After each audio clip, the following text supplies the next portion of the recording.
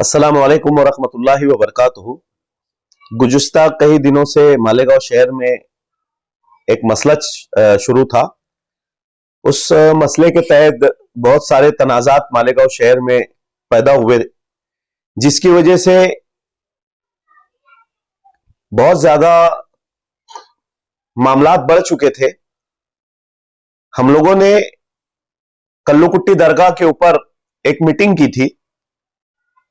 वो मीटिंग करने का मकसद सिर्फ ये था कि हमारे निहाल हाजी साहब बर्तन वाला, अज्जू भाई लस्सन वाला, फकीरा हाजी साहब, उसके अलावा महमूद शाह साहब, जलील हाजी साहब और वार्ड के कुछ जिम्मेदार हजरात और वार्ड की अवाम, काफी सालों से वार्ड की अवाम हम लोगों से एक बात कहती थी कि कल्लुकुट्टी दरगाह के ऊपर काफी मजमा होने की वजह से जिस वक्त ईद की नमाज होती या बकरीद की नमाज होती तो वहां माइक पर नमाज नहीं होने की वजह से पीछे के जो लोग हुआ करते थे, तो तकबीर के वक्त कोई सजदे में चला जाता था, कोई रुकू में चला जाता था और कोई कायदे में बैठ जाता था। तो इसकी वजह से वहां पर लोगों की नमाज नहीं होती थी।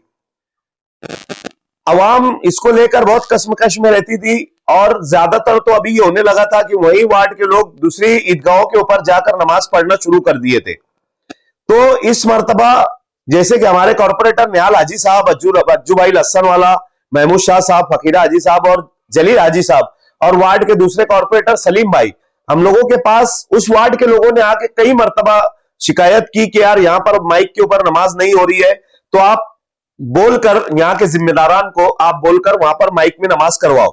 तो हमारा सबसे बड़ा और सबसे पहला मकसद यह था सिर्फ कि वहां पर किसी तरीके से माइक के अंदर नमाज हो। और दूसरी बात जो भी थी वो हम लोगों ने उसके ऊपर अभी बात नहीं करना है।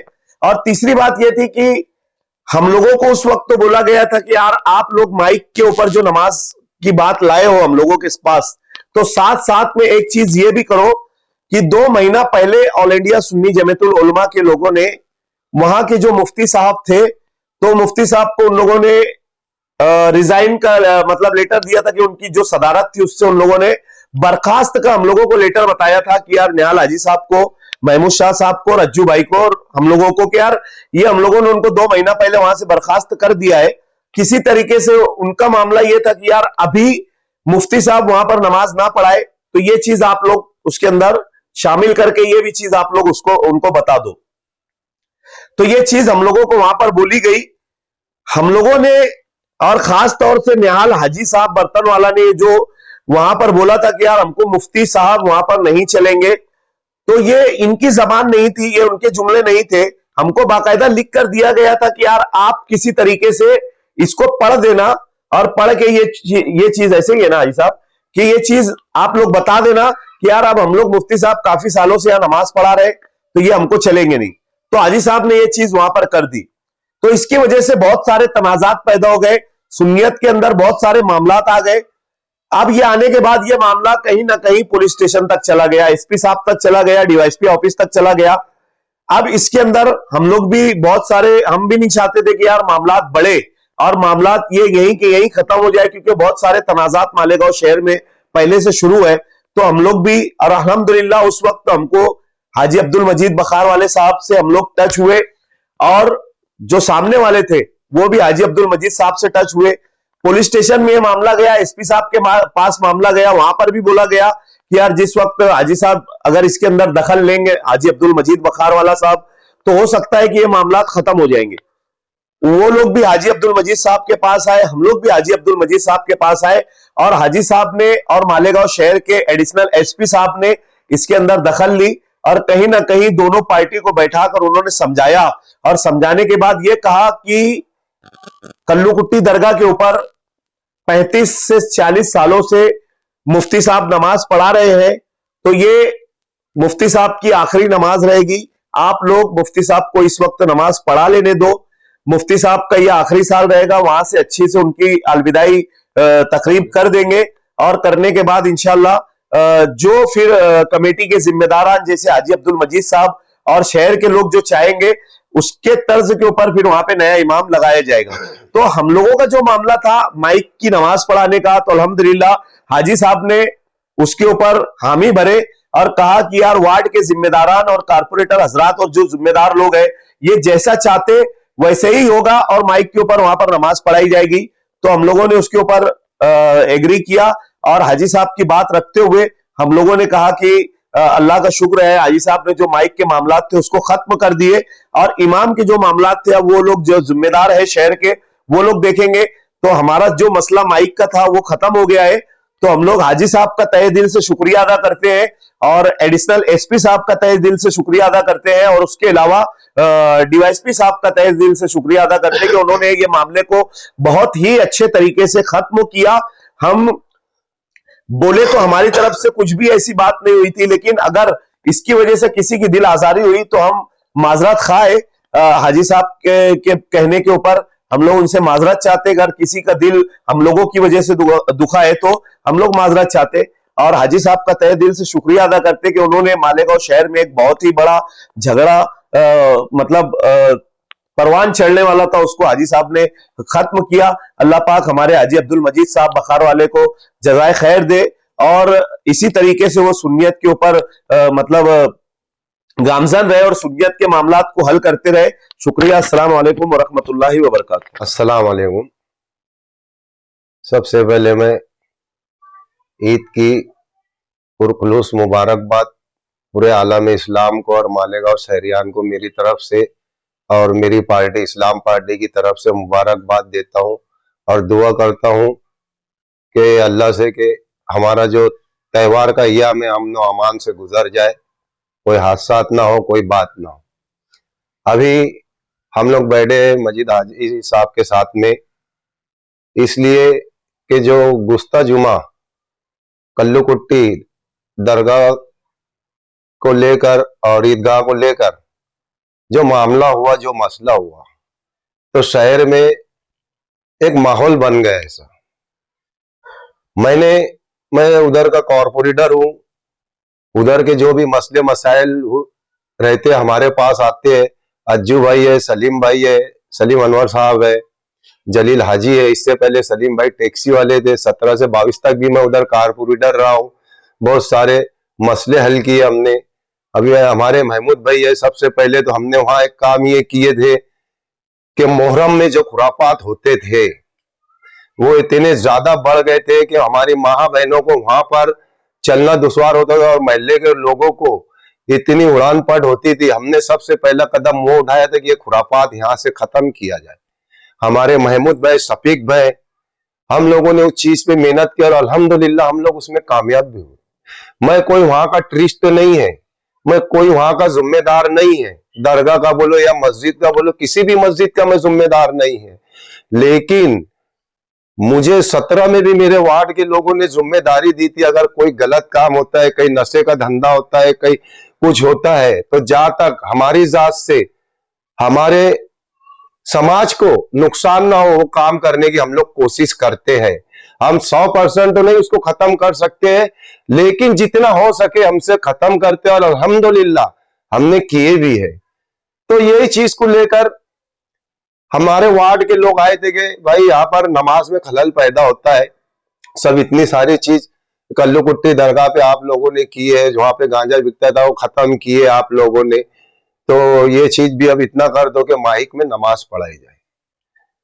तो मसलक का झगड़ा है वो हम लोगों को पता नहीं, हम सिर्फ माइक को लेकर वहां पे बैठे।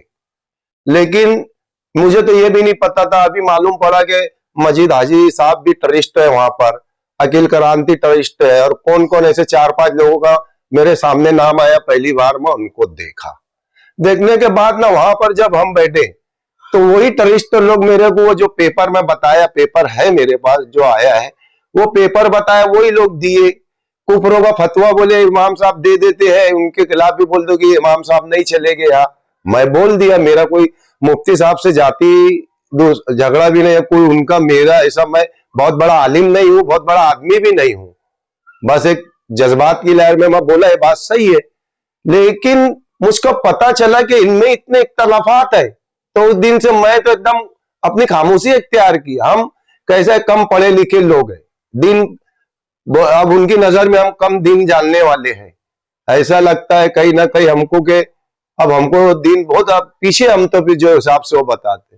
लेकिन अल्हम्दुलिल्लाह हमारा मेरा दिल खास करके जिस चीज से मुतमईन रहता मैं वो काम करता हूँ, और अल्हम्दुलिल्लाह मैं मुतमईन हूँ। मैंने किसी की दिल आजारी नहीं की है, न किसी को मैंने गलत बोला है।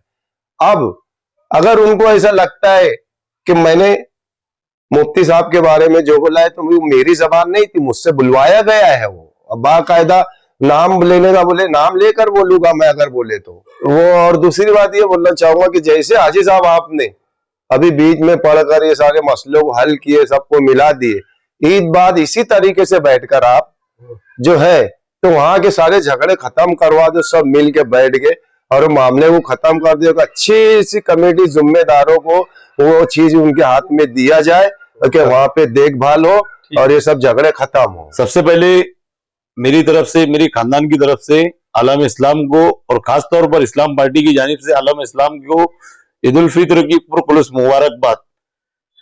कल्लू कुट्टी ईदगाह मामला जो बरसा बरस से चलता आ रहा था लाउड स्पीकर का, अल्हम्दुलिल्लाह हाजी अब्दुल मजीद बकारवाला की सरपरस्ती में वो मामला हल हुआ। कल बरोज सनीचर कल्लू कुट्टी ईदगाह पर लाउड स्पीकर में मुफ्ती साहब के उसमें नमाज इमामत में नमाज पढ़ाई जाएंगी। और दूसरी बात कि जो मामला हमारे पास आए थे तो ये हमने खुद से नहीं किए थे, ये वहां की हमारे कुसुम्बा रोड की अवाम ने, मुसल्लियान ने हमारे पास मामला लाए और ऑल इंडिया सुन्नी जमीयतुल उलमा के जिम्मेदारान ने लेकिन हमारे पास एक लेटर दिया था जो न्याल हाजी साहब ने पढ़कर सुनाए थे। तो ये हमने खुद से नहीं बोला था, हम दिन के मामले में इतने समझदार नहीं, इतने पढ़े लिखे नहीं है, तो ये सब मामला ऐसे थे। अस्सलाम वालेकुम। कल्लू शाह बाबा ईदगाह मामले को लेकर जो माहौल शहर में सुन्नी भाइयों में था, अल्हम्दुलिल्लाह अल्लाह तबारक व तआला का लाख लाख शुक्र है कि अब्दुल मजीद बकारवाला साहब ने इसमें दिलचस्पी ली, दोनों फरीकें उनके पास गए और आज वो मामला खत्म हो गया। कल ईदगाह की नमाज कल्लू शाह बाबा कुट्टी पर अल्हम्दुलिल्लाह माइक में होगी और बहुत हुस्न खूबी से होगी।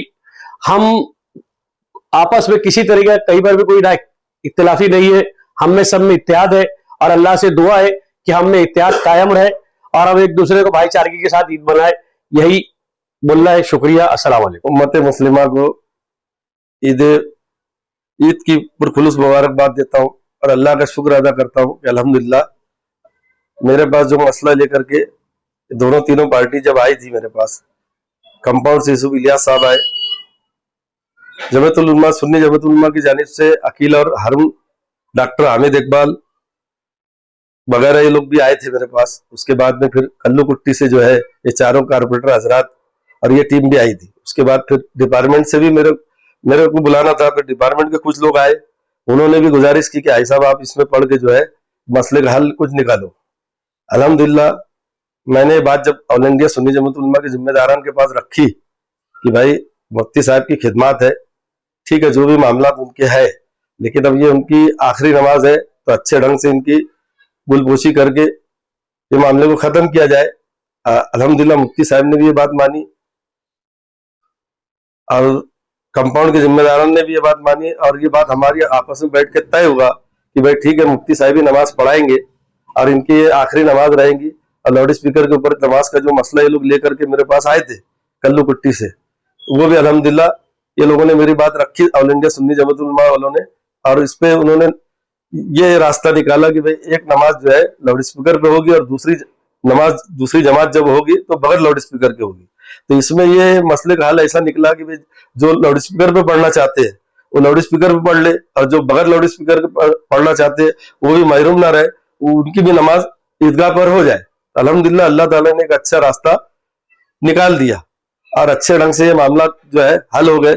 इसके अंदर जो है सभी का शुक्रिया अदा करता हूँ, कंपाउंड वालों का, सुन्नी जमीयतुल उलमा का, डिपार्टमेंट का और कल्लू शाह कुट्टी से और उनके वार्ड से जो कारपोरेटर हजरात आए थे। इनका भी मकसद कुछ और नहीं था, लेकिन थोड़ा सा मामला इनकी तरफ से उलझ गया, इनको कुछ बोला गया था मुफ्ती साहब के ताल्लुक से जो इनके जहन में अब नहीं है, और जो इसकी वजाहत दयाल हाजी साहब ने भी कर दी और शफीक एंटी करप्शन ने भी की, मुफ्ती साहब के ताल्लुक से अब इनके दिलों में कोई मामला नहीं है। इनका जो भी मामला था लाउड स्पीकर का, इनकी जो मांग थी अल्हम्दुलिल्लाह पूरी हो गई। अब मुफ्ती साहब को लेके इनके दिलों में कोई खलीस और कोई मामला अभी है नहीं। अगर ऐसा कुछ होता तो ये नमाज का मामला ही नहीं होता था। अल्हम्दुलिल्लाह कल नमाज होगी वहां और मुफ्ती साहब भी पढ़ाएंगे और इंशाल्लाह ये लोग भी वहां पर मौजूद रहेंगे। अमन अमान कायम रखे, आवाम से मेरी ये गुजारिश है। और ईद का दिन है, ईद के दिन अपने बच्चों के ऊपर ज्यादा कंट्रोल करे। ये जो नौजवान बच्चे हैं जो गाड़ियां लेके इधर उधर जाते हैं, नदी नालों पे नहाने के लिए जाते हैं, नहरों पे नहाने के लिए जाते हैं, तो ये एहतियात करे। और गाड़ी पे हुल्लड़बाजी, चिल्लाना पुकारना, शोर करना, हर साल आप देखो एक्सीडेंट होते हैं, लोगों का नुकसान होता है, लोगों की अमवात होती है। हर साल समझाया जाता है, शहर से जिम्मेदारान लोग बोलते हैं, शफीक एंटी करप्शन बोलता है, शकील तैराक साहब बोलते हैं, मुफ्तियान इकराम बोलते हैं, उलमा इकराम बोलते हैं। तो मेरी भी एक गुजारिश है आवाम से कि बराए मेहरबानी अपने बच्चों के ऊपर कंट्रोल करे। और ईद खुशियों का त्योहार है, खुशियों से मनाए, किसी को कोई तकलीफ ना दे और अच्छे ढंग से ईद जो है अल्लाह ताला सबके खुशियों के साथ ईद हो जाए।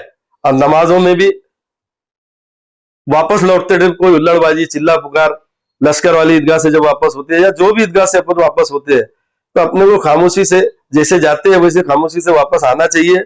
कोई हुल्लड़बाजी नहीं करना चाहिए, किसी को तकलीफ नहीं देना चाहिए। अपने अच्छे ढंग से जो है त्योहार मनाओ और खुशियों से रहो। मेरी इतनी गुजारिश है शहरियान से। अस्सलाम वालेकुम।